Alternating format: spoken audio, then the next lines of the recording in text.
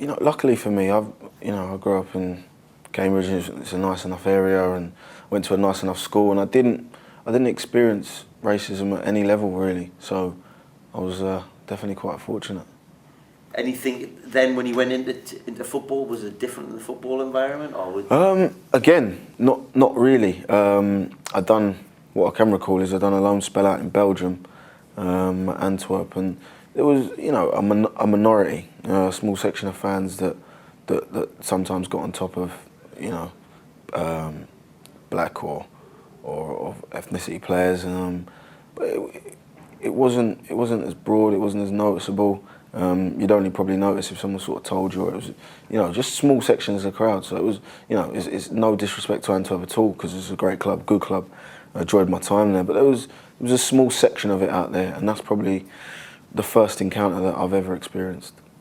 And when that happened, was it something that was happening to you, or was it other black players? No, it wasn't me directly. It was other players in the team, and I imagine games that I played in, I would have experienced it, but. Again, it wasn't massively noticeable. It was more being sort of pre-warned that it's happened, and it did happen in a couple of the games. Right. And then, of course, the England team played there quite recently. That's right. Yeah. Was it at that kind of level of that you'd experienced it? No way. That was noticeable for everyone. I mean, there was times when the national team played in Spain and other places like that, and you could hear it through the television. So it was nothing of that scale, but it doesn't matter what scale it is, it's still wrong. What would your advice to a young person who's suffering from racism in a classroom situation be? If they're hearing it from peers or whoever.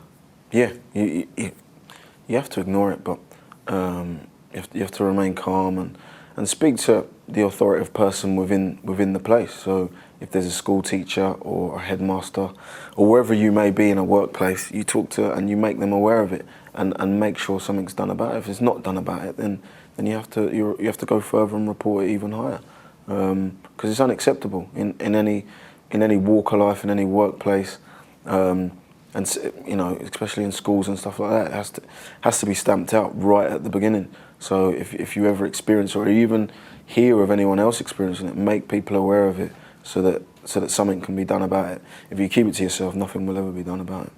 Obviously, it's a brilliant campaign. Of course it is. Racism's been in football for years, much before my time, and still in small places in my time.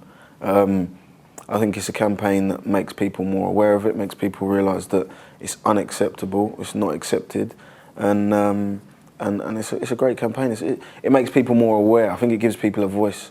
I think young people who might think that it's normal, as far-fetched as that might seem, it gives them a voice. So it's a great campaign, and it's highlighted massively in the top leagues in football and other sports, and long may that continue. This film will go out in areas where Trevor and some of our coaches have been to areas in Durham, where if you're a black person, they think you're an asylum seeker, or you think one of our players had Zulu shouted at him at a school recently. Yeah. They thought, this connotation, if you're black, you must be from Africa. Yeah. What's your views on that kind of ignorance? It's small-minded, isn't it? It's small-minded, but isn't it? You can't always blame the kids, and sometimes you can't even blame the parents, because it's a small-minded mentality. And their mentality comes from somewhere. It's the way that they've been educated or uneducated. People that have come over.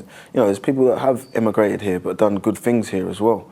So not everyone can be, not everyone can sort of be stereotyped the same. And for me, campaigns like this educate them so that they realise that not everyone from a different country that comes over is seeking asylum or is going to do anything bad. We've got people that were born and bred here that do bad things. People do bad things in general, and it's not right.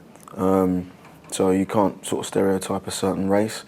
And like I said, campaigns like this make people more aware, educate people, and the longer this goes on, I think the less of that sort of ignorance will come across. You've obviously, as a footballer, have met people from all over the world, different religions. Yeah. Is that something that you think that's broadened your horizon? Definitely. Good for you? I think playing football, I think we're very fortunate. Belgium and played. That's right. We're very fortunate as footballers because we get to travel the world. We get to meet different nationalities that come over and play in teams with you. So we're definitely it definitely broadens our horizons and makes us more culturally aware, whereas we might not have been in the past. So, you know, we're lucky. Not everyone has that experience, you know, and that's why campaigns like this help educate people, and sort of eradicate the ignorance that, you know, if you're in an environment where you work with these people and you get to know them, actually it's not as bad as you might have thought, you know. And that's it. Be open-minded to it. But they're not to blame. It's just about education.